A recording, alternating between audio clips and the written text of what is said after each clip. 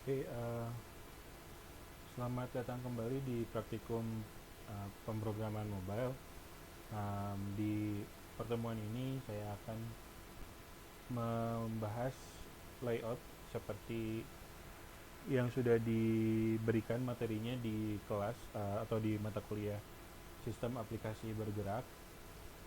Namun kalau yang di sistem aplikasi bergerak itu ini ya masih yang lama ya, belum menggunakan Compose. Nah, kita sekarang akan membuat project. Tadi saya klik new, kita pilih empty Compose activity karena kita akan menggunakan Compose. Kita beri nama layout app aja. Nah, ini udah ya. Ini saya baru ngeh juga ini ternyata dikunci karena memang Compose itu hanya baru bisa di Kotlin aja gitu, belum nggak bisa di Java.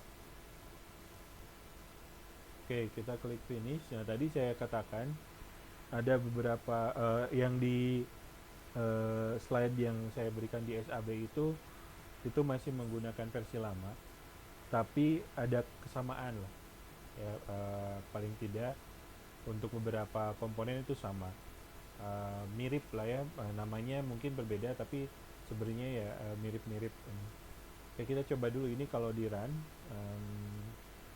Ini saya udah ada emulator. Kalau di run ini tuh hanya menampilkan satu teks gitu, teks di atas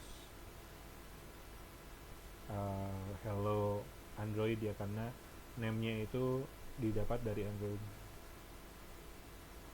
Nah, oke, gini dari parameter ya, name-nya itu dari parameter diisi Android gitu. Nah, ini salah satu yang menarik di Kotlin tuh bisa seperti ini ya, ada concat langsung di dalam string, mirip dengan JavaScript atau PHP ya. PHP juga bisa seperti ini. Kalau yang pakai kutip dua, kalau JavaScript itu harus pakai kutip yang ini nih. Sorry, apa ya? Bukan. Nah, yang gini. Yang ada di sebelah huruf angka satu sebelah kirinya. Oke, nah kita akan coba dulu dari kolom ya. Kolom ini dia adalah apa namanya, ya kolom seperti kolom di tabel gitu. Jadi kalau di tabel itu kan ada baris, ada kolom. Baris itu yang ke bawah gitu, satu, dua, tiga. Kolom itu yang ke sampingnya. Kolom ke satu, dua, tiga, empat gitu. Kalau di ya dicek aja di Excel ada row, ada kolom gitu. Itu row itu ke bawah, kolom itu ke pinggir. Di database juga gitu kan, row itu apa namanya, baris datanya, satu baris data, satu ID gitu. Kalau kolom itu ya field-fieldnya gitu ya. Oke, misalkan kita punya satu kolom, uh, kita tambahkan satu teks lagi, welcome to Unpas misalkan ya. Nah, kalau seperti ini apa yang terjadi ini? Ini kalau apply change bisa nggak ya? Suka nggak bisa soalnya. Ya, suka error. Harus ternyata kalau kita nambahin variabel harus di restart. Ya. Ya, jadinya seperti ini ya. Nah, jadi kalau misalkan kita punya satu apa namanya, kolom ada dua teks, akan jadi seperti ini ke bawah. Apa yang terjadi kalau misalkan kita nggak pakai kolom? Kenapa kok harus pakai kolom? Nah, dia akan numpuk seperti ini ya. Jadi itulah pentingnya layout di Android. Nah, kita harus tahu dulu kolomnya layout yang kita butuhkan itu apa. Nah, contohnya kalau misalkan kita butuh untuk dari atas ke bawah itu kita butuh kolom. Nah, karena kolom itu satu kolom itu adalah satu ini ke pinggir gitu, apa namanya. Uh, nah, kalau misalkan kita mau dari kiri ke kanan itu pakai row. Karena row itu dari tadi kan dia dari atas ke bawah ya, sebenarnya, tapi isinya, bayangkan sebuah tabel gitu ya. Row itu adalah satu baris dari satu baris gitu ya, satu baris. Row pertama itu yang paling atas, kemudian yang kedua itu paling bawah, bukan, di bawahnya, kemudian yang ketiga di bawahnya yang kedua, dan seterusnya. Nah, isi dari row atau dari baris itu dari kiri ke kanannya biasanya ya. Apa saya harus buka Excel buat ini supaya memperlihatkan. Nah, ini nih. Ini satu baris ya. Sini satu baris, satu row. Sedangkan kalau satu kolom ini segini. Nah, jadi kalau misalkan kita pengen konten kita dari atas ke bawah, kita pakai kolom A, B gitu ya, kalau C gitu. Nah, kalau kita pengen konten kita dari kiri ke kanan, kita pakai baris gini ya. Nah, coba dulu deh kita apa namanya, pindahkan ke row ya. Nah, kan ke pinggir ya. Jadi kalau pakai row itu nanti ke pinggir, tapi kita bisa punya beberapa row yang nantinya akan ke bawah gitu ini. Nah, kalau misalkan kita pengen ngatur-ngatur nih, uh, misal kita punya, um, kita bisa mengkombinasikan juga ya. Jadi kita bisa menambahkan kolom di bawah atau di dalam row atau baris. Juga sebaliknya sebenarnya kita bisa menambahkan baris di dalam kolom, dan nanti juga layout apapun juga sama sebenarnya ya. Layout apapun sama. Nah, misalkan seperti ini, kita pengen nambahin ada satu, contohnya gini deh, buat kayak avatar gitu ya, kayak di apa namanya, jadinya kayak gini, kurang. Kita mainin ininya deh, apa namanya, widthnya.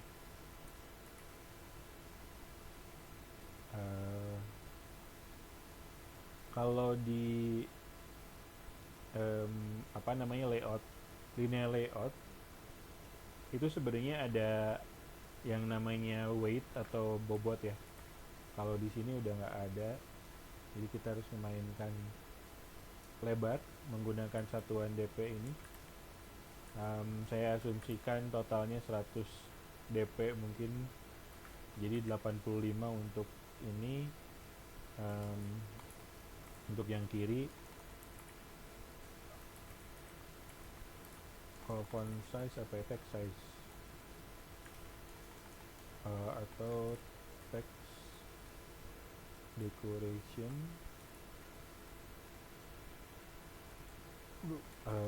Sebentar, saya lupa untuk teks ini.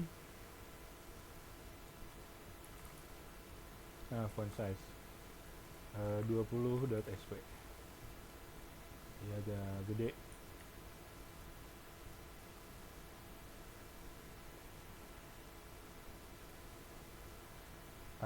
Ternyata kurang 50. Oh, langsung ya, 200, 2000 kayaknya kegedean.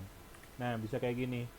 Atau misalkan kita pengen nambahin ini deh, icon ya, ini deh, PC Android ini. Kita pakai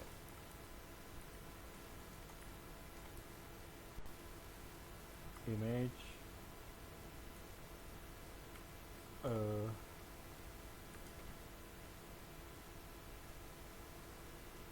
pakai yang vektor aja gitu.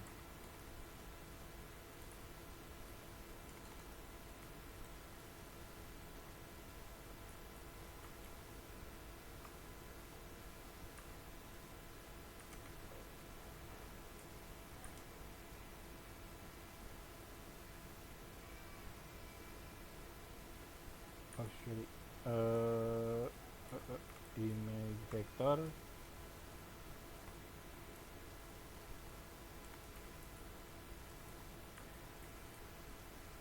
Duh, saya lupa, bentar.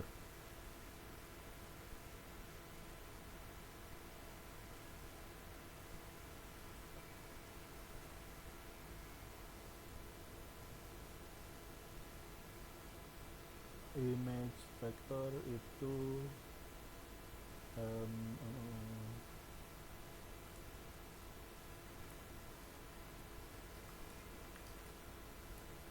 dari material misalnya icons default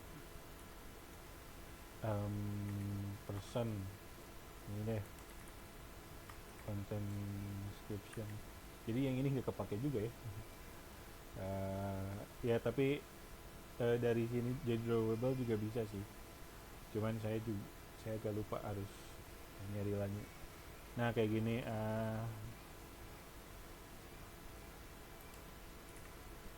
height-nya coba kita ini ya apa namanya set 50 dp ya, jadi ya 100 ya, ternyata ikonnya nggak ikut walaupun dia vektor ya. Jadi kayak gini apa namanya, kita bisa ngatur ya, kita belajar layoutnya dulu aja ya. Kita bisa ngatur apa namanya layout, kita punya dua kolom di dalam baris gitu ya, sebuah baris gitu kayak gini. Ini penggunaan uh, apa namanya layout yang sederhana, baris dan kolom. Kemudian kita juga bisa di baris kolom ini kita bisa juga menambahkan ini event ya, mungkin event nanti di apa namanya akan di log in di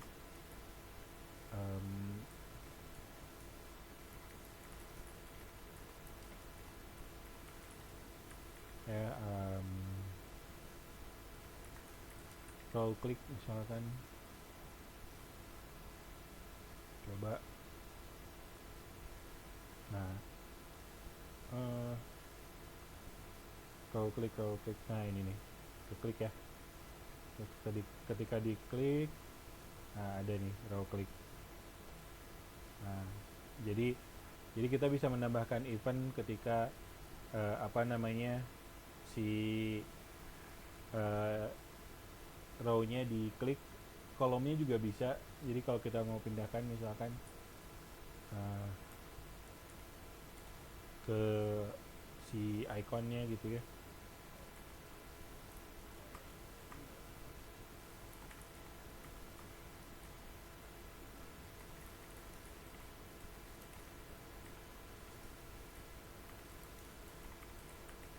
seperti ini contohnya. Jadi ini chain fungsinya ini ya, berantai ya, chain. Oke, kita klik, nah icon klik muncul. Kalau ini nggak bisa diklik, nah icon klik muncul. Oke. Nah itu untuk ini apa namanya, untuk kolom dan baris dan kolom ya. Nah selanjutnya ini kita kayaknya langsung aja di sini ya, kita ubah-ubah di sini. Selanjutnya ada yang namanya scaffold. Ini yang agak-agak ini sih agak-agak rumit. Scaffold itu kalau di bahasa Indonesia kan adalah kayak rangka gitu ya, atau kalau kalau kita apa namanya sedang membangun sesuatu gitu, sedang mau gedung gitu kan suka ada ini ya apa namanya, nah ini nih kayak gini rangka. Loh kok ke Tokopedia ya, pokoknya kayak gini ya rangka ya, rangka seperti ini. Jadi ini juga filosofinya sama, filosofinya adalah kita jadi membuat rangka dari layout ya, rangka layout menggunakan ini apa namanya berbagai komponennya gitu lah.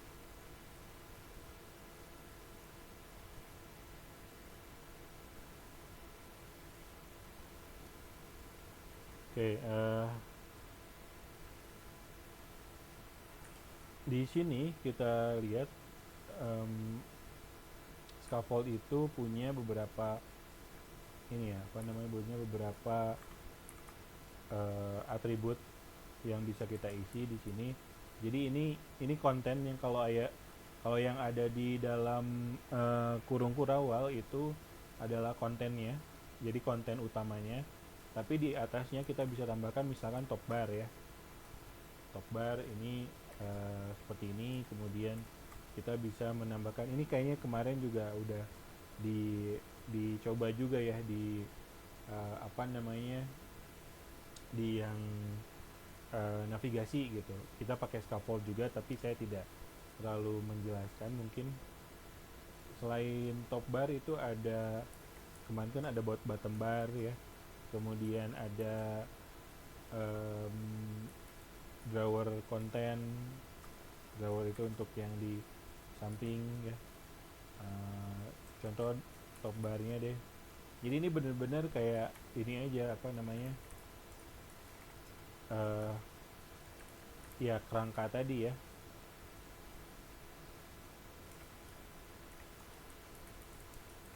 Bottom bar misalkan. Drawer konten ini coba kita tuh teks dulu deh.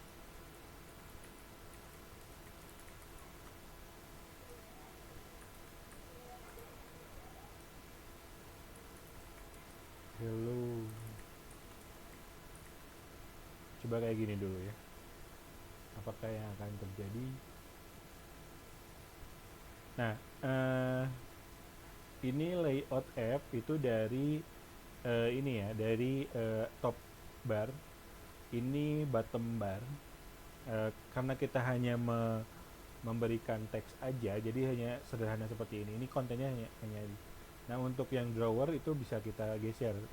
Nah, drawer kontennya seperti ini. Nanti mungkin kita bisa membuat hal yang lebih kompleks. Apakah menu di sini ya, kalau kita geser jadi menu, kemudian di sini ada icon di kanan, kita kasih background gitu. Terus di bawah juga sama, apakah kita kasih background color, warna gitu. Kemudian di bawah juga kan minggu lalu sudah saya jelaskan bahwa bisa ada menu ini ya, navigasi gitu ya, seperti itu. Nah, itu untuk scaffold. Jadi scaffold itu ya, dia adalah semacam ini, kerangka tadi. Di sini juga kita bisa tambahkan floating action button ya. Floating action button itu tombol yang akan muncul di sini. Jadi kalau kita coba aja dulu gini, kayaknya belum ada deh. Kita harus tambahkan icon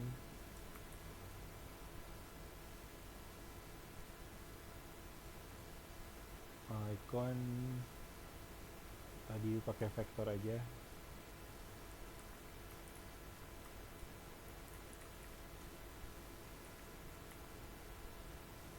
Image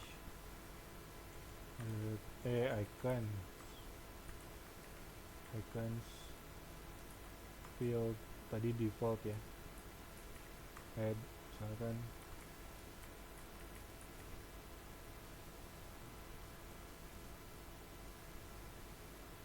Nah, kayak gini. Ini bisa kita tambahkan lingkaran gitu ya di sini,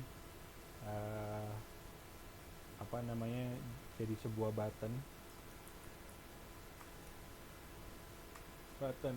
seperti ini. Bisa nggak kalau gini?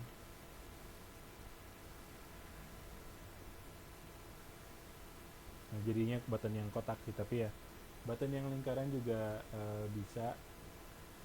Jadi ini karena ini disebutnya floating ya, jadi dia akan tetap ada di sebelah kanan bawah ini, nggak akan berpindah. Kalau kita scroll gitu, dia pasti akan selalu ada di sana gitu.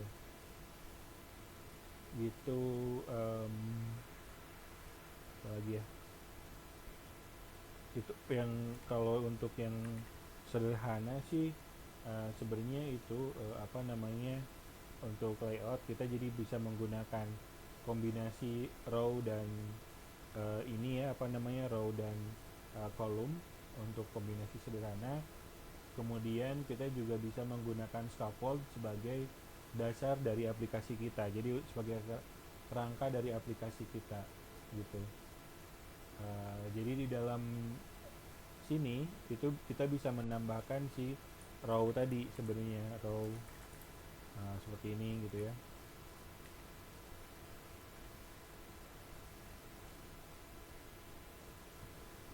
Nah jadi kayak gini dan seterusnya gitu. Nah kemudian uh, gimana caranya kalau misalkan kita ingin membuat responsif ya. um, ini juga bisa bisa seperti uh, bootstrap gitu, tapi kita harus ini sih, harus hitung sendiri sih yang responsif atau adaptif gitu ya. um, kita harus hitung sendiri. Kalau nggak salah di sini ada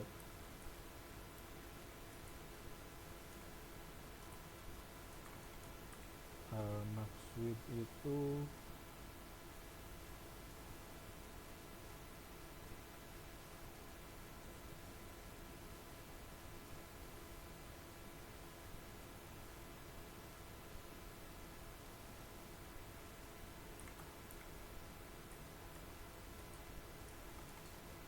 Jadi kita bisa mengambil lebar dari layar sebenarnya. hmm, Coba box. Nah, menggunakan box width constraint. Jadi misalkan max width-nya um, kurang dari 400 dp, sorry, kita tampilkan misalkan satu kolom.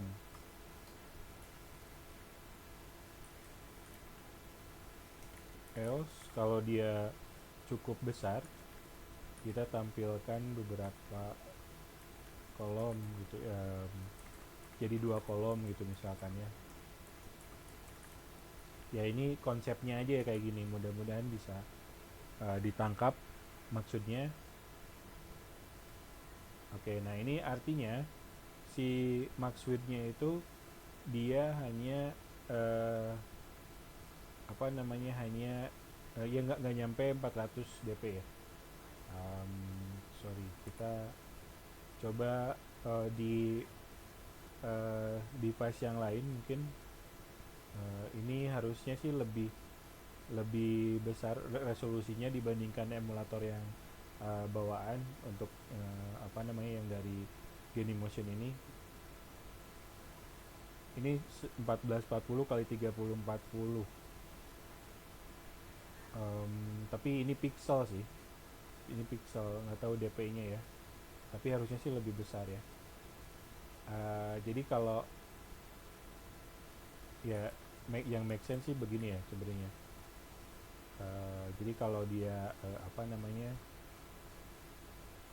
nah dia jadi dua, karena dia lebih besar jadi dia ada jadi ke pinggir gitu ya. Uh, Kalau dia ada di yang lebih kecil, dia akan ke bawah. Mungkin ini secara konsep aja mirip dengan bootstrap kan, apa ya, um, website apa ya yang udah ini ya, Tokopedia deh mungkin ya. Nah kan kalau dia di dia nggak responsif ya ternyata ya.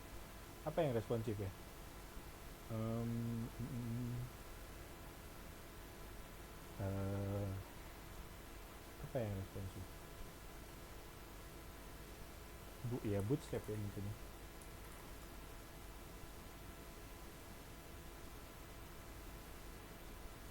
Nah, bootstrap kan gini ya, kalau misalkan kita kecilkan jadi dia akan ke bawah. Tapi kalau dia merasa lebarnya cukup lebar untuk menampung semua konten ke pinggir, ya dia akan teruskan ke pinggir gitu, kayak gini. Nah gini ya, idenya seperti ini bisa bisa kita lakukan sebenarnya ya, dengan menggunakan komponen box with constraint. Jadi kalian bisa membuat beberapa pengaturan lah ya.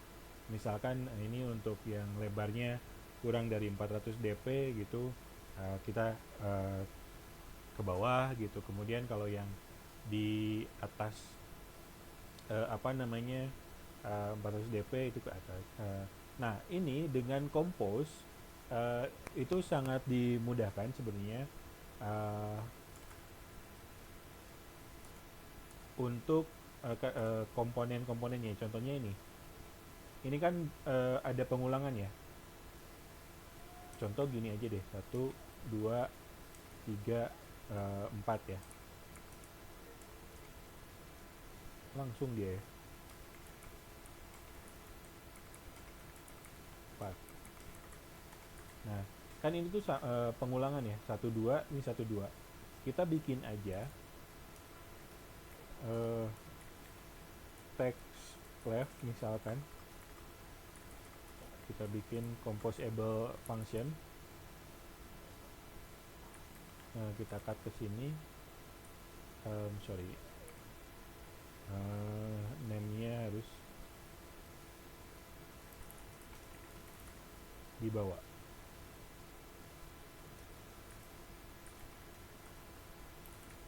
Nah kemudian kita buat text right 3 4 ya.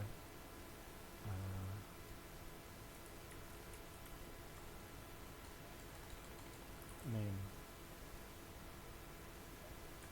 Jadi tidak perlu mengulang kode yang sama gitu ya.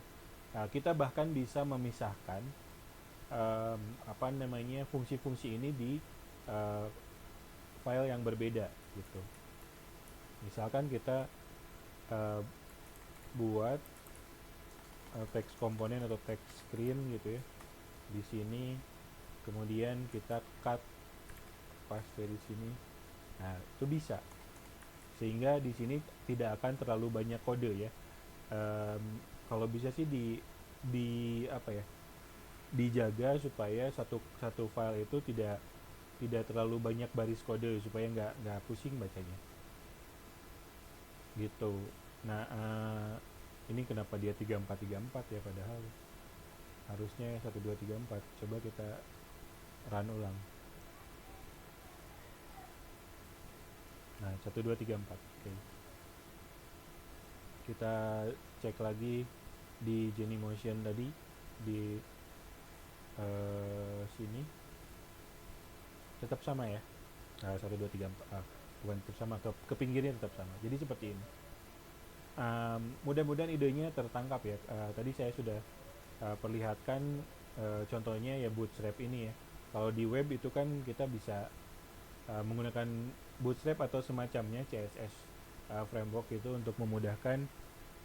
Di Android di Compose kita bisa melakukan dengan box with constraint gitu. Jadi kita bisa menyesuaikan tampilan kita dengan perangkat yang dipakai oleh pengguna. Contohnya jika ini menggunakan Pixel 3a ya, yang relatif lebih rendah resolusinya dibandingkan Samsung Galaxy S10 ini yang saya pakai. Saya juga nggak tahu sih apakah yang ini kan emulator ya dua-duanya, apakah yang sebenarnya juga gini atau tidak gitu. Tapi ini sudah cukup mewakili lah, sudah cukup mewakili pada saat kita develop aplikasi. Oke, mungkin itu saja untuk materi di minggu ini. Terima kasih atas perhatiannya. Sampai jumpa minggu depan.